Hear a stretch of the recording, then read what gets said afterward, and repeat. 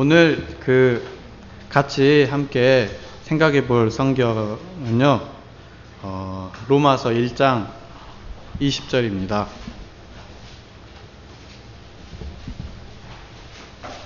로마서 1장 20절 한 절입니다.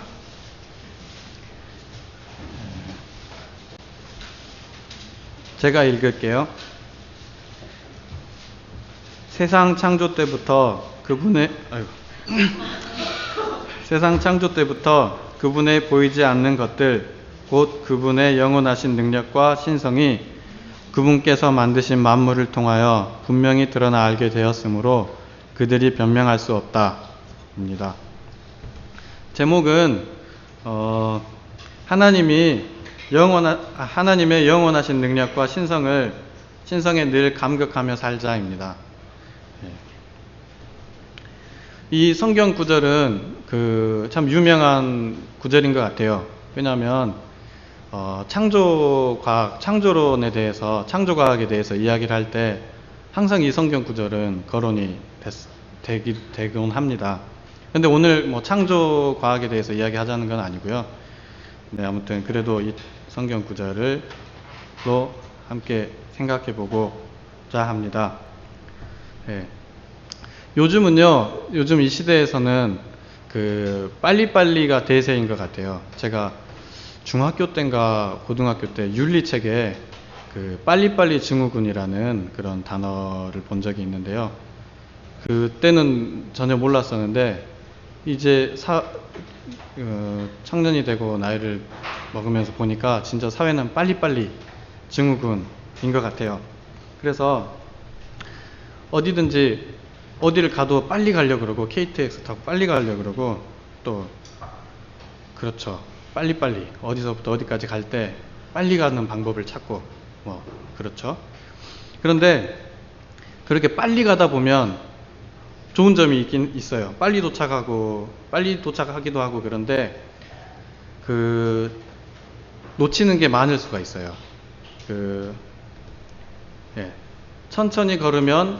천천히 걸어가면서 보면 우리가 발견할 수 있는 것들을, 빨리 달려가고 빨리 자전거 타고 가든지 차를 타고 가면 놓치는 게 많이 있을 수 있습니다. 예를 들면 우리가 기도원에 패밀리마트인가요? 세븐일레븐인가요? 거기서부터 기도원까지 올라가는 그 길 있잖아요. 그 길을 차를 타고 빨리 가면 공기 좋다 하거나 눈이 왔었나 그 정도로 끝나는데, 천천히 걸어가다 보면 여기 꽃도 피어 있구나, 그리고 아직 공사가 마무리 아직 안 돼 있구나 라든지, 저 집엔 아직도 트리가 있네, 그런 것들 하나하나를 많이 발견할 수가 있습니다. 그리고 그런 것도 그렇고요. 또 책 읽는 거에 있어서도 마찬가지입니다. 요즘 보면 시험 탭스나 토플 그런 수능 시험이라든지 다 해서 정해진 시간 안에 그 문제를 다 풀어야 되기 때문에 빨리빨리, 정말 빨리 읽고 빨리 그걸 파악하고 빨리 답을 찾아야 되는 그런 빨리빨리 증후군, 빨리빨리 세상에서 우리가 살고 있는 것 같아요. 근데 의외로, 물론 빨리빨리 읽으면 좋은 점은 전체적인 흐름을 빨리 파악할 수가 있어요. 너무 천천히 읽으면 전체적인 흐름을 파악하지 못할 수도 있는데, 아무튼 그렇지만 천천히 여유를 갖고 읽으면 글쓴이의 의도를 파악할 수도 있고요. 글쓴이에게 감정을 이입해서 읽으면 훨씬 더 재미있고 또 풍부한 그런 것들을 얻을 수가 있습니다. 그리고 또 공부를 할 때도요, 긴 문장을 딱 읽었을 때 이해가 안 되는 부분이 있으면 조금 천천히 읽으면서 부분을 좀 나눠서 읽다 보면 쉽게 될 때도 있습니다. 그래서 우리가 오늘 읽은 로마서 1장 20절 보통 그냥 별 생각 없이 빨리 읽고 지나가 버리잖아요. 그러면서 빨리 읽으면서 피조물을 보면 하나님을 알 수 있는 것들이 있나 보구나 하고 지나가잖아요. 그런데 오늘은 그거를 조금 나눠서 또 천천히 한번 생각해 보는 시간을 가졌으면 좋겠습니다.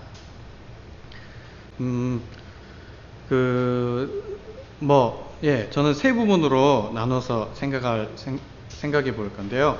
먼저, 세상 창조 때부터, 제가 한번 다시 읽어 볼게요. 세상 창조 때부터 그분의 보이지 않는 것들, 곧 그분의 영원하신 능력과 신성이 그분께서 만드신 만물을 통하여 분명히 드러나 알게 되었으므로 그들이 변명할 수 없다. 이거죠. 저는 이렇게 나눴습니다. 세상 창조 때부터 그분의 보이지 않는 것들, 곧 그분의 영원하신 능력과 신성이, 여기까지 해서 하나님의 능력과 신성은 보이지 않음입니다. 첫 번째가. 그 다음에 두 번째는 그분께서 만드신 만물을 통하여 분명히 드러나 알게 되었으므로까지 해서 피조물을 보면 알 수 있음, 피조물을 보면 드러남, 그걸로 두 번째고요. 그 다음에 세 번째로는 변명할 수 없음입니다. 네. 이제 본론으로 들어가서 첫 번째로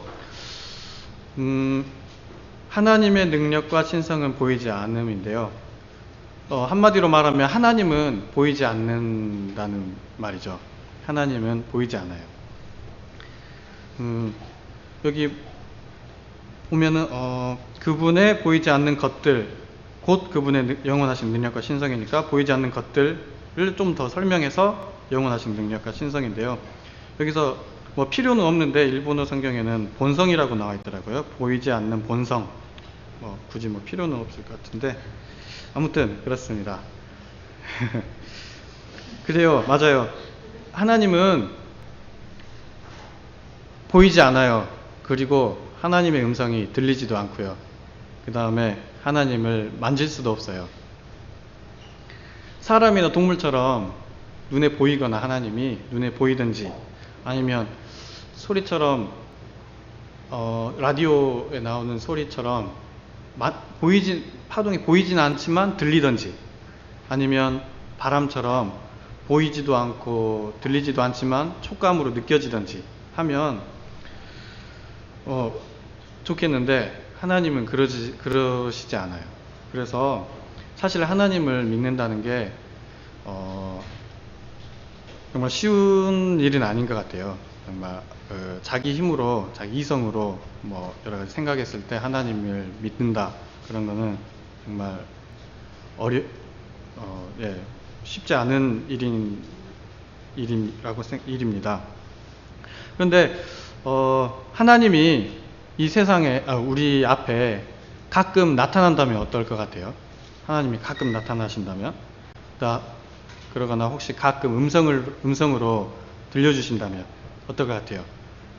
신앙생활이 훨씬 더, 지금 저희가 이렇게 힘들게 신앙생활하고 있는데 신앙생활이 훨씬 더 쉬워질 거라고 생각해요. 만약에 우리가 무언가를 결정하려고 하는데 기도하고 있는데 하나님이 이렇게 해라 하고 하면 그렇게 하면 되니까 엄청 쉽잖아요. 하나님의 뜻이 그거구나 하고 할 수도 있고, 또 힘든 일을 당할 때 특히 우리 교회에서는 주일도 지켜야 되고, 또 크리스천이 주일 지키는 것이 끝이 아니죠. 세상에 나가서도 애매하게 고난 당하는 것도 다 참아야 되고, 또 예수님이 향기를 나타내려고 그러다 보면 고난 핍박 많이 받고요. 그렇게 고난 받고 있을 때 하나님이 조금만 참아라 하고 직접 말해주시면 얼마나 위로가 되고 편하겠어요. 그리고 또 정말 우리가 이미 이제 저희가 아직도 청년인데 또 하나님의 뜻이 무엇인가 애매할 때가 있어요. 무언가를 준비할 때, 예를 들어서 저 같은 경우는 토목과를 나와서 자격증이 꼭 필요해요. 운전을 하려면 운전면허증이 있어야 되듯이 토목 관련해서 일을 하려면 자격증이 꼭 필요한데 주일이란 말이죠, 자격증이. 그러면 이 자격증 공부를 해야 되는가 말아야 되는가, 그런 것들, 하나님의 뜻이 무엇일까, 내가 그냥 안 하고 넘어가야 될 것인가, 아니면 그런데 그때 하나님이 와서 이때는 토요일에 하니까 준비해놔 그렇게 말씀해 주시면 얼마나 신앙생활 편하고, 아니면 그래 그냥 포기해라 그러면 얼마나 편하겠어요. 신앙생활이 훨씬 쉬워지겠죠. 정말 가끔 진짜 너무 답답해가지고 하나님이 좀 말씀해 주셨으면 좋겠어요. 막 귀에다 대고 막 말씀해 주셨으면 좋겠는데, 하나님은 사실 아직까지 한 번도 눈에 보이시지도 않고요. 물론 당연한 거지만 들리시지도 않고 뭐 느껴지지도 뭐 촉감으로 느끼지도 못했어요. 하나님은 그러신 분이에요. 영이시니까요. 근데 제가 일본에서 우리 교단 교회인데, 일본에서 교회 다닐 때, 일본은 교회가 별로 없어서 우리 교단 사람들만 모이진 않아요. 우리 교단 교회였는데 많은 교단에서 이제 모이는데, 거기서 선교사 누나가 있었어요. 저보다 2살 많은 30살 선교사 누나가 있었는데, 그분은 좀 저희랑 다른가 봐요. 저한테 말을 해주더라고요. 옛날에 일본에 오기 전에, 일본에 선교하러 오기 전에 기도를 하는데 하나님이 옛날에 만났던, 옛날에 알고 지냈던 남자랑 사기라는 식으로 그렇게 말을 하셨다는 거예요. 그래가지고 얼마 안 있다가 오랫동안 연락이 안 되는데 그 남자랑 연락이 돼서 이야기를 했는데, 그 남자도 그런 기도를 하는데 하나님이 너를 보여주시더라 막 그런 식으로 말을 하는 거예요. 그래서 아무튼 그랬는데, 그래가지고 그 누나는 사귀고 있는 상황에서 그 선교사분은 일본에 오고 그 남자분은 거기 있고, 근데 결국 하나님이 그렇게 사귀라고 하셨으면, 정말 했다면 결혼해야죠. 당연히 그렇게 사귀고 결혼해야 되는데, 일본 와서 한 달 있다 헤어졌거든요. 아무튼 그리고 이제 그렇게 헤어졌고, 또 이제 얼마 안 있다가 일본에서 이제 유학하거나 생활을 하면 제일 힘든 게 경제적인 거거든요. 빨리 아르바이트를 구해서 자급자족을 할 수 있으면 괜찮은데, 언어가 안 되니까 처음에는 구하기가 쉽지 않아요. 근데 구하기가 힘들고 부담스러우니까 선교사분이 저한테 그러더라고요. 어제 기도해봤는데 하나님이 너는 일 안 구해도 된다 그랬다고. 너는 일 구하지 않아도 된다 그랬다고. 그랬는데 아무튼 처음에 제가 남자친구 이야기를 했을 때 제가 개인적으로 불러가지고, 누나가 잘못하면 하나님 이름 망령 때 일컫는 거니까 그러시지 말라고 그랬는데, 그분이 그러더라고요. 너랑 나랑은 다르다 막 그러는데, 아무튼 또 알바도 하나님이 구하지 말라 그랬다는 거예요. 근데 지금 제가 알고 있기로 알바 3개인가 2개 하고 있는 걸로 알고 있어요. 아무튼 하나님은, 이건 예지만 어찌됐건 하나님은 영이시기 때문에 직접 그렇게 말씀해 주시는 분이 아니시고요. 또 이렇게 직접 보이지도 않고, 또 우리 감각 기관으로 느낄 수 없는 분이에요. 네. 왜냐면요, 옛날에는 하나님이 다들 아실 거라 생각하지만 옛날에는 하나님의 뜻이 완전하게 드러나지 않아서 선지자를 통해서 음성도 들려주시고 그런 환상도 보여주시고 그랬는데, 지금 이 시대에는 성경으로 완전하대요. 성경으로 완전해서 더 이상 하나님의 뜻이 성경에 다 드러나 있기 때문에 하나님이 더 이상 그렇게 하실 필요가 없으시다고 합니다. 그런다고 하나님이 역사를 안 하시는 건 아닙니다. 하나님이 정말로 우리가 기도할 때 성령의 감동으로 이렇게 그런 감동을 주실 때가 있는데, 그 감동도 잘 생각하셔야 돼요. 성령 하나님은 절대로 성경을 범위를 넘어서서 그런 감동을 주시는 넘어서지 않으시는 분이에요.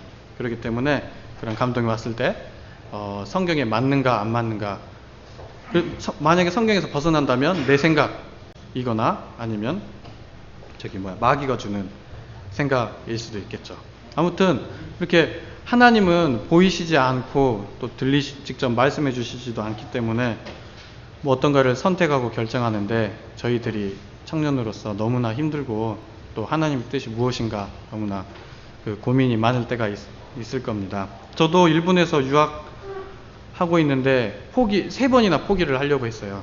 첫 번째는 돈이 없어서 또 옷, 뭐 지금 당장 그 먹을 게 없어서가 아니라 앞으로 그 큰 그 사립대학교 등록금을 어떻게 낼 것이며 또 맨날 들어가는 그런 월세는 어떻게 감당할 것이며 또 생활비는 어떻게 감당할 것이며 그런 생각을 하니까 너무 막막해가지고 맨 땅에 헤딩하는 것도 아니고 그래가지고 포기하고 싶더라고요.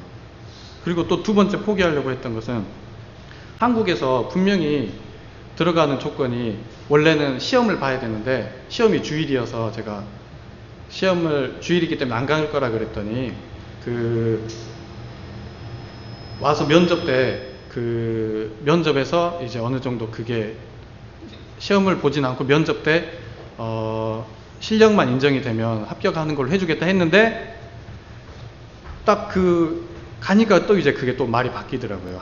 가서 한 3, 4개월 있으니까 정부에 제출할 서류가 있어야 되는데 면접만으로는 안 된다. 꼭 시험을 봐야 된다 그러는 거예요. 주일인데 시험이.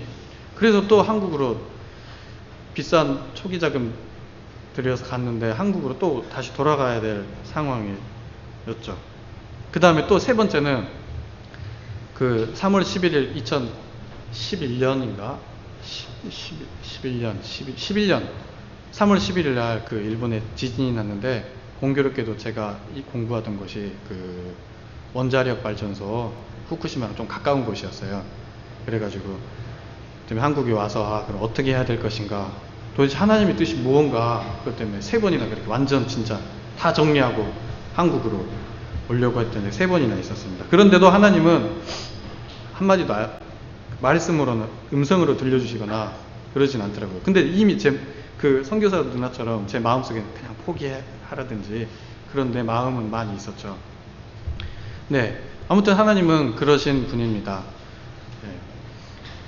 그런데 하나님은 보이시지도 않고 들리시지도 않고 또 촉감으로 느끼실 수도 없는 분인데 성경에 보니까 하나님이 그 만드신 만물을 통해 분명히 드러났다고 나와 있습니다. 그냥 드러난 것도 아니고 분명히 드러났다고 나와 있어요. 이거에 대해서 이야기하기 전에 간단하게 질문을 하나 하겠습니다. 진리가 무엇인지 아세요?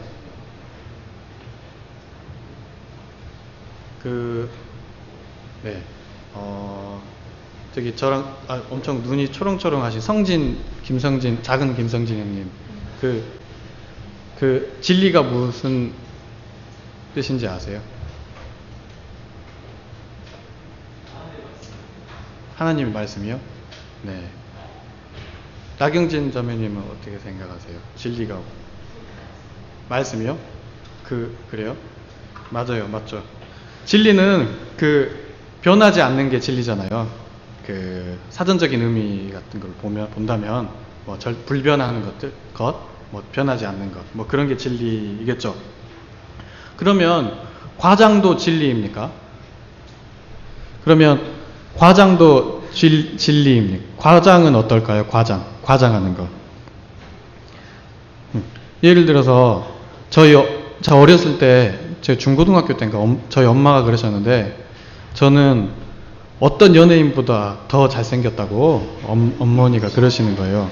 물론 우리 친구들은 저를 설경구 닮았다고 하는데 아무튼 저희 엄마는 저를 그렇게 보시더라고요. 근데 어찌됐건 그거는 엄마 눈엔 조금 잘생겼을 수도 있겠죠? 근데 어찌됐건 그건 과장이고 진리라고 할 수는 없겠죠. 그렇다면 아까 하나님 말씀이 진리라고 했는데 그걸 완전하게 믿으세요? 성신 형제님 어떻게 완전하게 100% 믿으세요? 성경은 절대 진리라고? 아, 그래요? 네. 맞아요. 성경이 성경 1.1핵이 오류가 하나도 없는 진리라면 이 말씀도 분명히 진리여야 됩니다. 하나님 만드신 만물을 볼 때 그걸 통해서 우리가 분명히 하나님의 신성과 본성을 분명히 알아야 돼요. 분명히 그거를 느낄 수 있어야 됩니다. 그런데 혹시 느끼시나요? 혹시 옆 사람 한번 봐보실래요? 느껴지시나요? 하나님의 신성과 본성이? 느껴지시는 분 손 한번 들어 주실래요? 아무도, 희용이 형, 형령이 형을 보고. 네, 알겠습니다. 네, 맞아요. 한 분 빼고는 다 손을 못 드셨는데, 성경이 만약에 진리라면 잘못된 것은 저희에게 있는 거예요. 성경이 만약에 100% 1.1핵도 거짓이 없는 진리라면 그 피조물을 보는 우리가 잘못이 우리한테 어떤 문제가 있기 때문에 그걸 보고 하나님의 신성과 그 영원하신 능력을 저희들이 느낄 수 없는 것입니다. 혹시 그거 아세요? 누군가 어떤 작가가 그 책을 썼어요. 글을 쓰면 그 책에는 그 작가의 특징이 드러나게 돼 있어요. 무슨 말인지 아시겠어요? 예를 들면 옛날에 제가 2007년으로 기억하고 있는데, 버지니아 공대 총기 난사 사건 아시죠? 그 한국 사람 이승인가? 그 조승희? 네.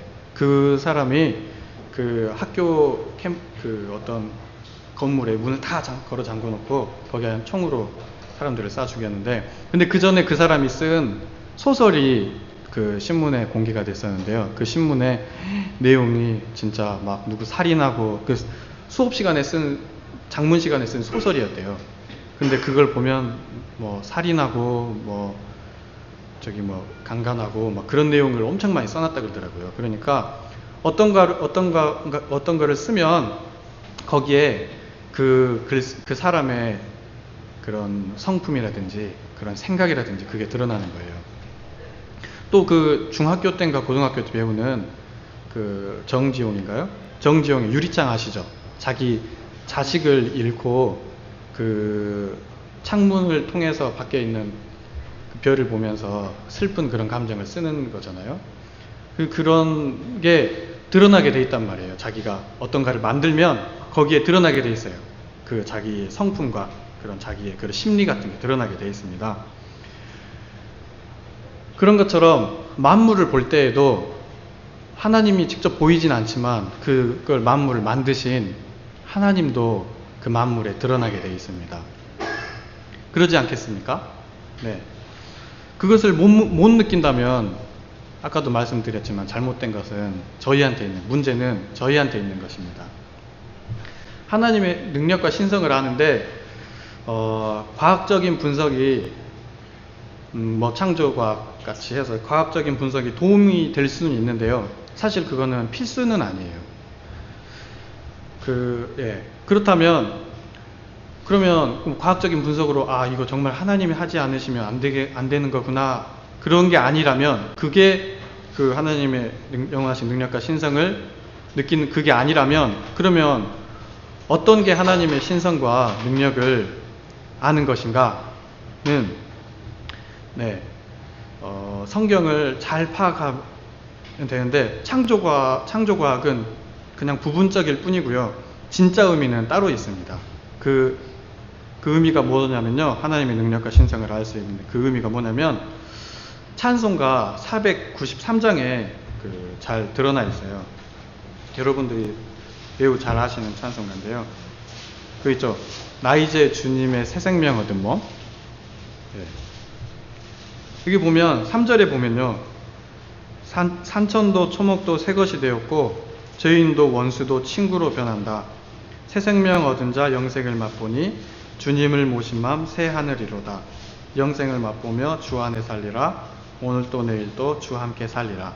이런 것처럼 이런 게 하나님의 능력과 그 영원하신 능력과 신성을 느끼고 깨닫고 있는 작가가 쓴 글이라고, 그 찬송 가사라고 할 수 있습니다. 저희가 처음 사랑일 때 보면은 막 길 가다가 들에 꽃 피어 있는 거 보고 우는 사람도 있어요. 그 꽃을 보고도 감격해가지고 하나님의 은혜에. 그리고 또 저도 고등학교 3학년 때인가 그 공부를 그 독서실에서 공부를 하고 집으로 돌아가는데 보름달이 떠 있더라고요. 근데 너무 감사한 거예요. 이유는 그 태양 밤에 깜깜하니까 하나님이 해를 통해서 달에 반사돼서 저에게 빛을 주시고 위로를 해주는 뭐 말로는 표현할 수 없지만 그냥 엄청 감사하고 그거 자체에 그냥 막 감격하고 막 그랬었던 기억이 있습니다. 어쩌면 우리가 평생 그런 상태, 늘 정말 원수도 친구로 변하는 산천도 초목도 새것이 되는 그런 상태를 유지하는 게 저희들의 평생의 그런 목표가 아닐까 생각합니다. 우리 크리스천들의. 근데 하나님이 우리들의 연약함을 아시고 또 그런 하나님이 하시는 그런 일들을 직접 보여주실 때도 있어요.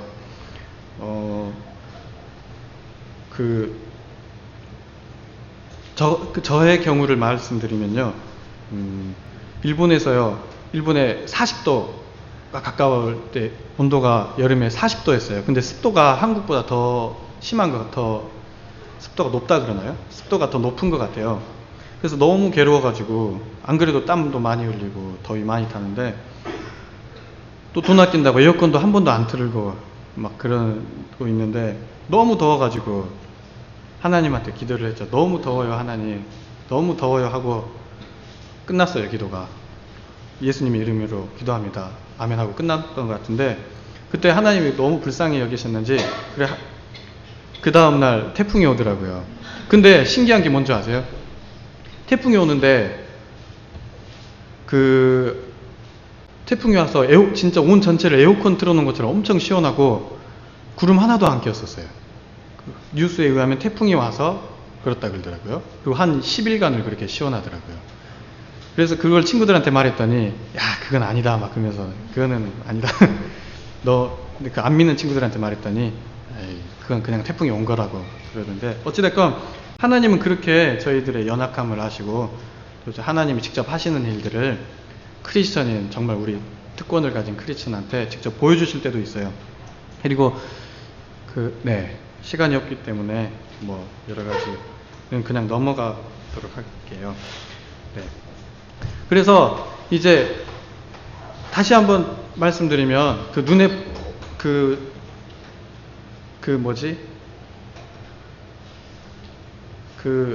정말 그 과학적인 분석으로 아는 게 아니라 정말 그걸 보고 감격, 구원의 저걸 다 지으신 하나님이 나를 사랑하시구나, 나를 구원해 주셨구나, 그런 거에 감격을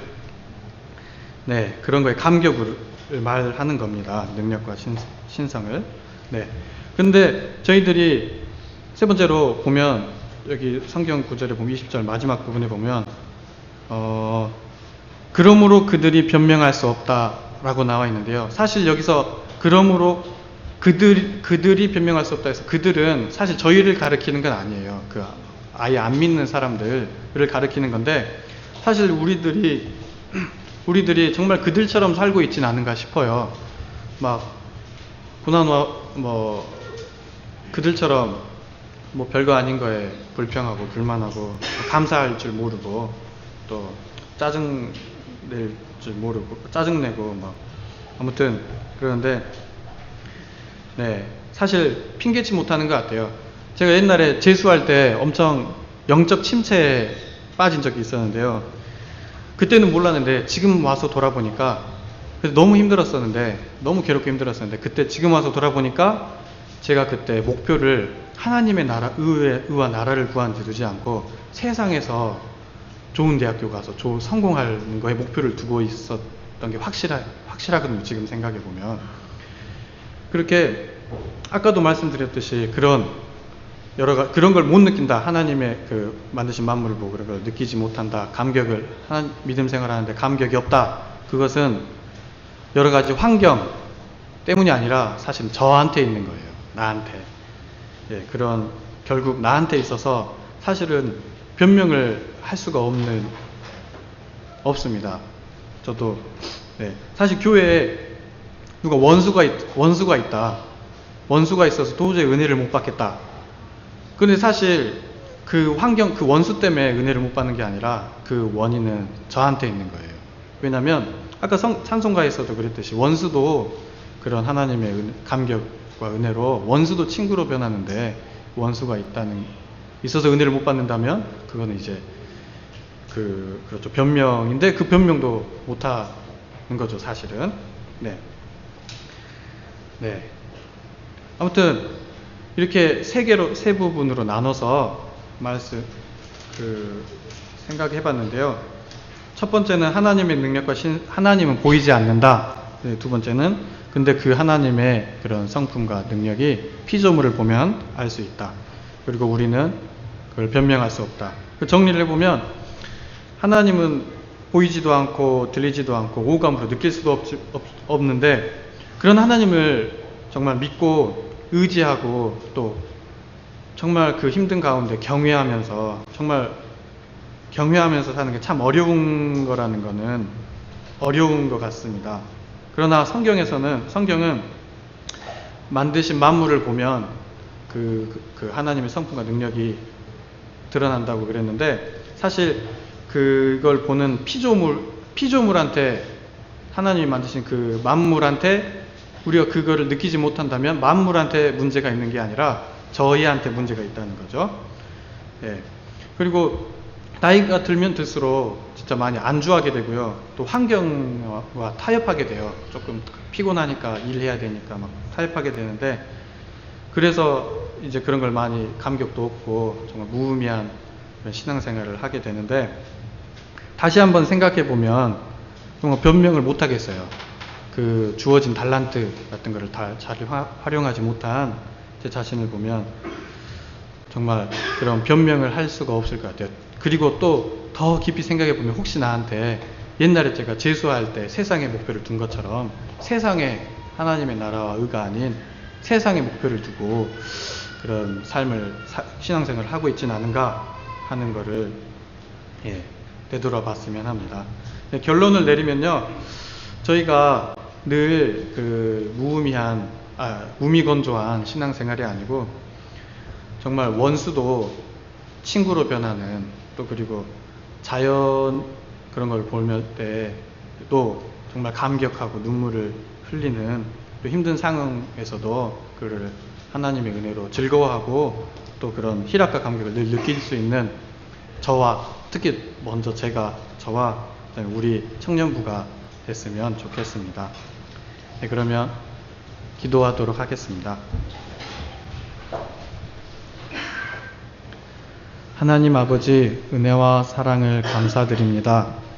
저희들이 이 청년일 때, 젊을 때에 하나님을 믿고 또 처음 사랑을 맛보고 살고 있는데, 나이가 들면 들수록 세상과 타협하고 그 처음 사랑을 잊어버리고 또 무미건조한 신앙생활을 하고 살 때가 저희도 모르는 사이에 많이 있습니다. 하나님 아버지, 저희들을 불쌍히 여겨주시고 또 긍휼히 여겨주시고, 저희가 도무지 핑계치 못하겠사오니 하나님께서 저희 연약함을 아시고 붙들어 주셔서 다시 그 감격으로 이 세상에서 예수님의 향기를 나타내며 살 수 있도록 붙들어 주옵소서. 저희 이청년부 하나님께서 사랑하사 은혜와 감격, 희락과 기쁨을 넘치도록 부어주시옵소서. 감사드리오며 예수님 이름으로 기도합니다. 아멘.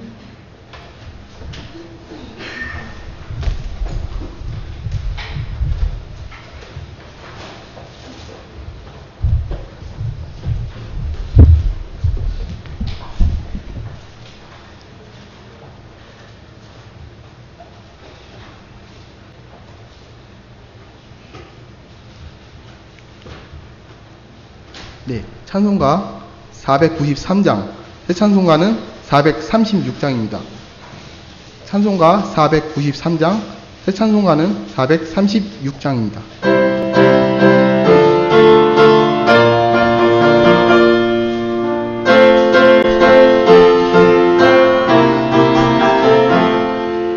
나 이제 주님의 새 생명 얻은 옛 것은 지나고 새 사람이로다. 그 생명 내가 해강같이 흐르고 그 사랑 내게서 해같이 빛난다. 영생을 맛보며 주 안에 살리라. 오늘도 내일도 주 안에 살리라. 주 안에 감추인 새 생명 얻으니 이전에 족한 것 이제는 가볍다. 하늘의 은혜와 영원을 맛보니 산송과 기도로 주 함께 살리라. 영생을 맛보며 주 함께 살리라. 오늘도 내일도 주 함께 살리라. 조목도 새 것이 되었고 죄인 원수도 친구로 변한다. 새 생명 얻은 자 영생을 맛보니 주님을 모신다. 새 하늘이로다.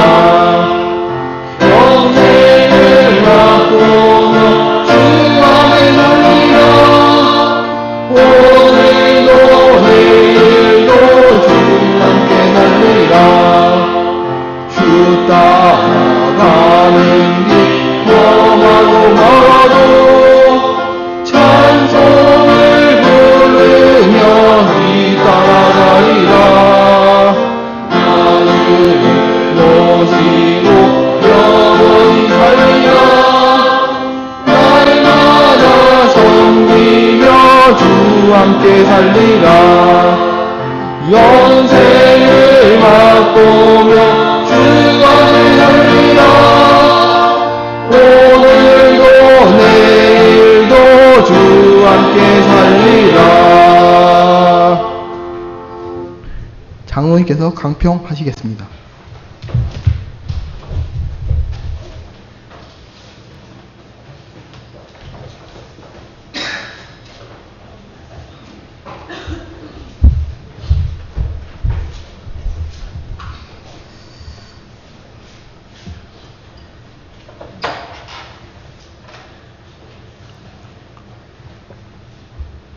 예, 오늘 우리 김인철 형제 일본에 가서 또 공부하고 하는 가운데에서 겪었던 여러 가지 그 개인적인 신앙의 경험, 그것들을 토대로 해서 하나님의 영원하신 능력과 신성을 감격하며 살자, 늘 감격하며 살자, 이 말씀 준 거 잘 해줬어요.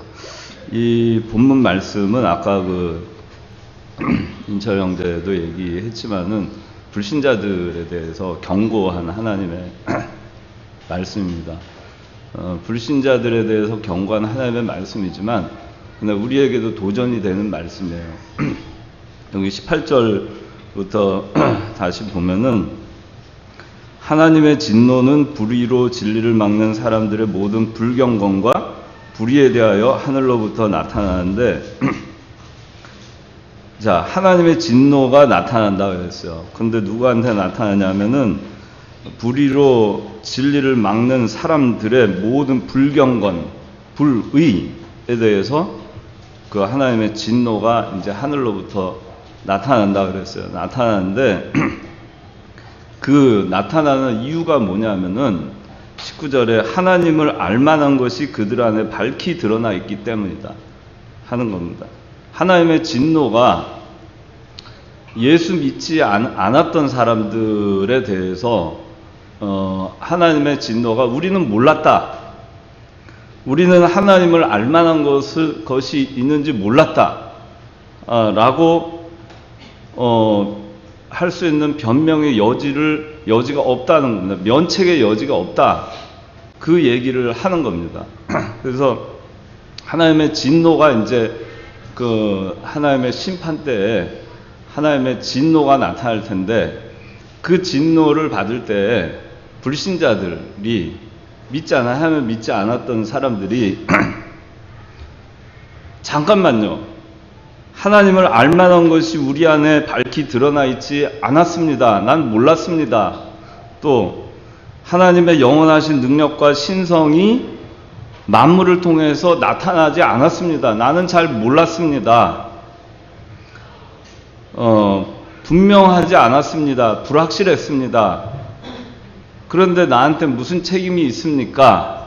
라고 변명할 수 없다는 얘기를 하기 위해서 이 말씀을 하신 겁니다. 그래서 21절부터 32절까지도 그에 해당하는 자들에 대해서 쭉 말씀하고 계시고, 하나님이 이렇게 그 불의함, 불경건, 진리를 막는 사람들의 불경건, 불의, 그 다음에 하나님을 알만한 것이 있음에도 불구하고 하나님을 알면서도 21절 한번 다 같이 한번 읽어봅시다. 시작. 그들은 하나님을 알면서도 하나님을 영광스럽게 하지도 않고 감사드리지도 않았으며 오히려 생각이 허망하여지고 그들의 어리석은 마음이 어두워졌다. 자, 그 하나님을 알면서도 하나님을 영광스럽게 하지도 않고 하나님께 감사도 하지도 않고 생각이 오히려 허망해져서 어리석은 마음이 어두워졌어요. 그렇게 되면은 이 사람들 면책이 되지 않는다는 겁니다. 용서할 수 없다. 너희들이 핑계 댈 것이 없다. 그 이유는 뭐냐 하면은 너희들이 살아간 이 만물을 통해서 하나님의 영원하신 능력과 신성, 하나님을 알만한 것들이 만물을 통해서 분명하게 드러나 알게 해 줬음에도 불구하고 너희들은 하나님을 인정하지 않고 하나님을 영광스럽게 하지 않고 감사드리지도 않았다. 그렇기 때문에 변명할 수 없다. 그 얘기를 하는 겁니다. 그래서 여러분들이 그렇게 이 성경 말씀을 이해를 해야 되겠고, 그래서 하나님께서 어떻게 이런 사람들을 어떻게 내버려 두시나 하면은, 자 24절 한번 다 같이 읽어봅시다. 시작. 자기 마음의 정욕대로 살도록 더러움에 내버려 두시어 그들이 서로의 몸을 욕되게 하였다. 예. 이 얘기는 뭐냐면은 여기서 중요한 단어가 뭐냐면 내버려 두시어, 내버려 두신다는 겁니다. 저는 이 로마서 1장에 있는 이 말씀을 보면 굉장히 두려운 생각이 사실은 들어요. 제가 하나님 아버지 앞에, 이건 물론 불택자들에 대해서, 하나님을 믿지 않았던 불신자들에 대해서 하나님께서 너희들 변명의 여지가 없다. 분명히 만물을 통해서 알 수 있는데 어떻게 나를 몰랐다고 할 수 있느냐. 그거를 얘기를 하시는 건데, 우리 믿는 사람들은 분명히 하나님을 알만한 것이 우리 안에 있고 하나님을 알고 우리의 영이 알잖아요. 하나님과 교통하기 때문에 알잖아요.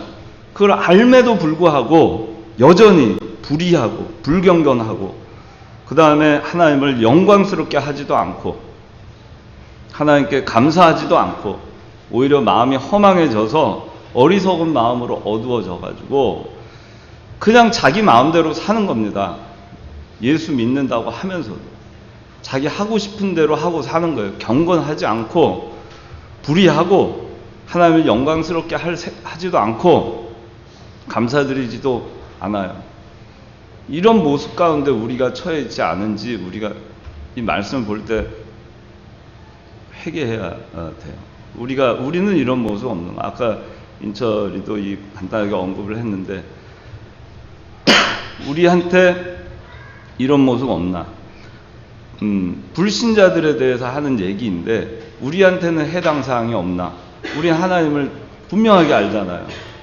그 믿지 않는 사람들은 만물을 통해서 하나님이 계신 조물주가 있다는 것을 알아요. 근데 우리는 하나님께서 우리를 택하시고 불러주셔서 우리를 거듭나게 하셨기 때문에 우리의 영이 살아있어서 하나님과 교통하고 있죠. 하나님을 알잖아요. 내가 예수님 믿는다 하잖아요. 그렇게 하면서도 마음이 뭐라고 하죠? 담대해져가지고 하나님을 영광스럽게 하지도 않고 불경건한 생활을 그대로 하고 불의한 생활을 하고 하나님께 감사도 하지 않아요. 그러면은 이거는 하나님이 그 얘기하죠. 불신자들에 대해서 너희들 변명할 수 없다. 그렇게 야단치시는데 우리한테 뭐라고 하시겠어요? 우리가 예수님을 분명히 알고 구원받았고 하나님의 자녀로 삶에도 불구하고 우리가 이 불신자들에 대해서 하나님께서 경고하신 이 말씀과 같이 우리가 만약에 그렇게 산다면 불경건하게 살고 불의하게 살고 하나님 영화롭게 하지도 않고 감사하지도 않고 자기 멋대로 사는 겁니다. 자기 멋대로 신앙생활을 하는 거예요.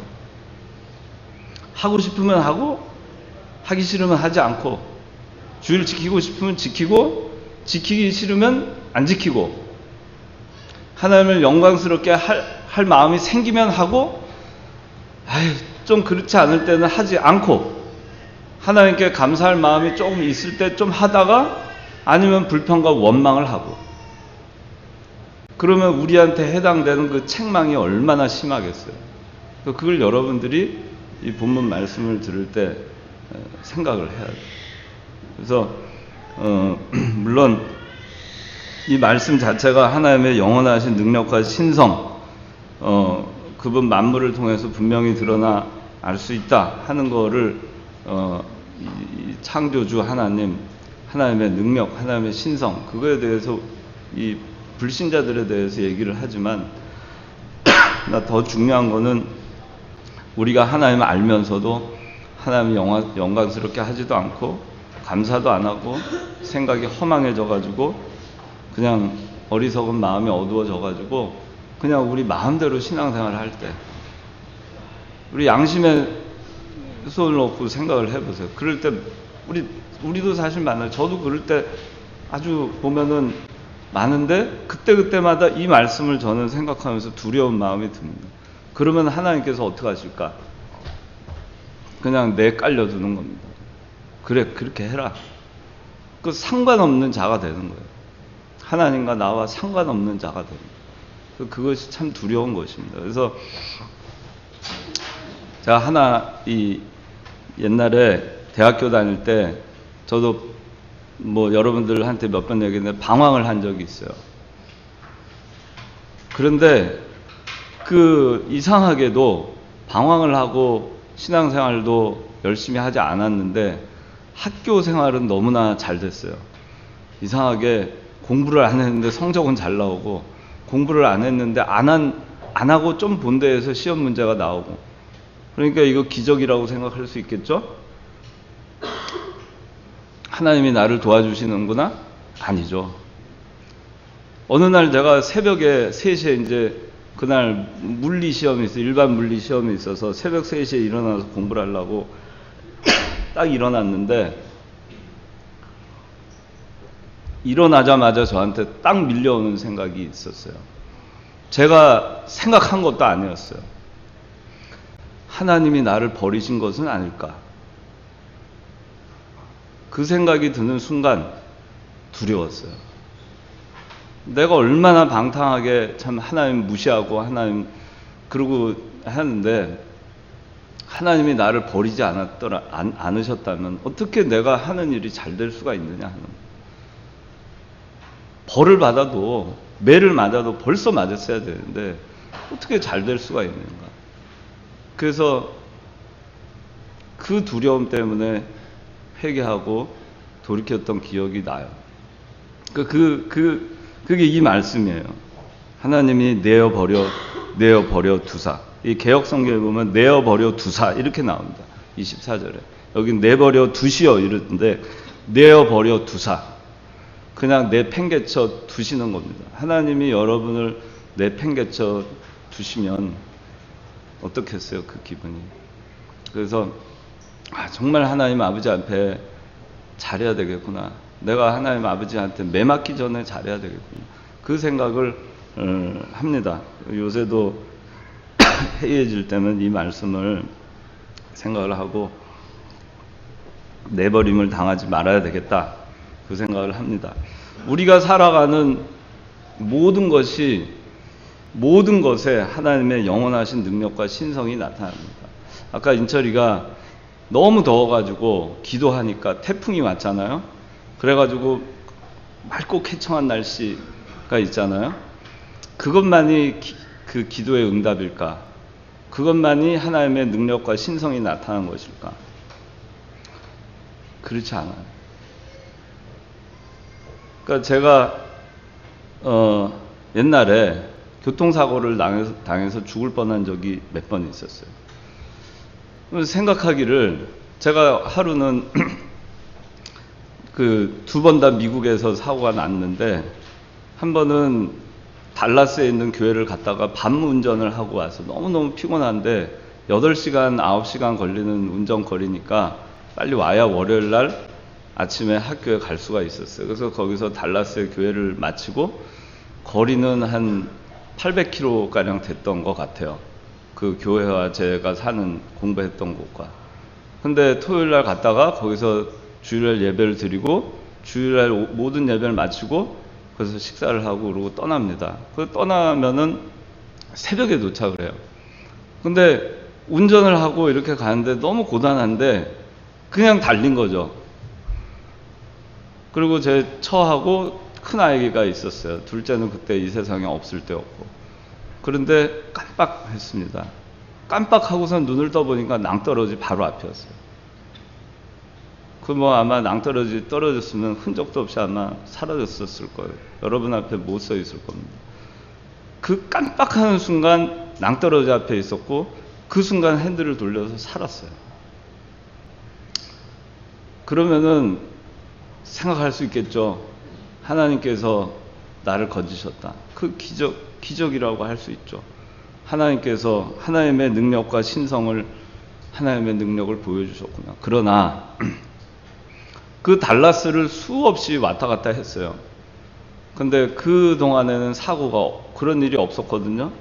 그건 하나님의 보호하심과 능력과 신성이 아닐까 하는 거예요. 오늘날 이 우주 만물에 어떤 변화가 있는 것보다도 이 시속 1700km, 여러분들 이 마하 속도가 1200km가 마하예요. 음속을 뚫는 속도가 마하가 1200km, 시속 1200km를 넘으면 음속을 초월하는 그 마하라고 해요. 전투기들. 근데 지구가 자전하는 속도가 마하 1.5예요. 시속 1700km로 돌아가요. 자전해요. 지구가 공전하는 속도가 시속 7200km로 공전합니다. 태양 주위를. 믿어져요? 이것이 지금 여러분들 이루고 있는 가운데 벌어지고 있는 일입니다. 누군가가 시속 7200km의 어떤 비행체를 만들었다 그러면 다 놀라겠죠.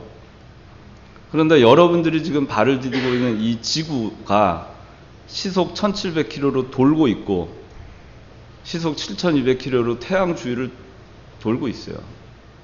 그것이 그런 한 가지만 봐도 사실 너무나 많은 걸 통해서 하나님의 영원하신 능력과 신성을 우리가 발견할 수 있는 게 많아요.